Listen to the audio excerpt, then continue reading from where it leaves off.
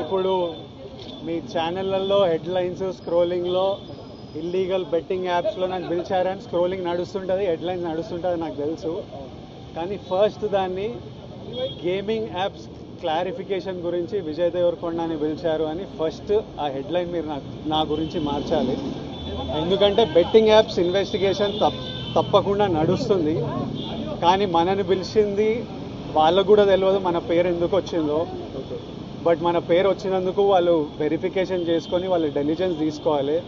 మనం చేసింది gaming యాప్స్కి endorsement. Gaming యాప్కి betting యాప్కి అసలు సంబంధమే లేదు. గేమింగ్ యాప్స్ అనేటివి completely legal, recognised by the government, licensed as a business. వాళ్ళకి జిఎస్టీలు, టీడీఎస్లు, కంపెనీలు, it's fully registered, recognised by supreme court and various state governments. అది గేమింగ్ యాప్. అటువంటిది A23. ఇప్పుడు క్విక్గా డౌట్ ఉన్న వాళ్ళకి క్విక్గా మీరు గూగుల్లోకి వెళ్ళి టాప్ గేమింగ్ యాప్స్ అని కొడితే మీడియా ముందు ఎన్ఫోర్స్మెంట్ డైరెక్టరేట్ ఆయన పిలిచింది ఎందుకు?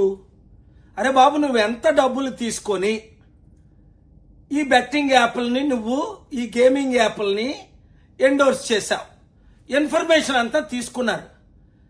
తప్పైపోయిందని చెప్పకుండా బయటకు వచ్చి సుప్రీంకోర్టే, ఆనరబుల్ సుప్రీంకోర్టు కూడా అనలా, సుప్రీంకోర్టే వీళ్ళకి లైసెన్సులు ఇచ్చిందట, ఇది గేమింగ్ యాప్లట, అన్ని లీగల్ అట, ఎండోర్స్మెంట్లు చేయొచ్చట. అసలు విజయ్ దేవరకొండ, నువ్వు చిన్న కుర్రోడివి, ఎన్ని కోట్ల మంది ఈ గేమింగ్ యాప్స్, బెట్టింగ్ యాప్స్ వాడుతున్నారో తెలుసా? అసలు ఈ యాప్లు డ్రీమ్11 అన్నావే, A23, ఇవి తెలంగాణలో, ఆంధ్రాలో, ఒడిశాలో, కర్ణాటకలో అనేక రాష్ట్రాల్లో బ్యాన్ అయిందని నీకు తెలుసా? అంటే నువ్వు ఈ యాప్ల్ని ఎండోర్స్ చేసావంటే చట్టవిరుద్ధంగా నిన్ను అరెస్ట్ చేయాలి ఈ గవర్నమెంట్లు. చేస్తారో లేదో తర్వాత. సుప్రీంకోర్టు ఎవరికి లైసెన్స్ ఇవ్వలేదు. నా ఆర్గ్యుమెంట్స్, నా వాదనలు విని అంగీకరించి 29 రాష్ట్రాలకి ఇప్పుడు మే 23న ఇండియన్ గవర్నమెంట్కి ఇవి బెట్టింగ్ యాప్లు, గేమింగ్ యాప్లు ఒకటే అని నేను వాదనలు వినిపించాను.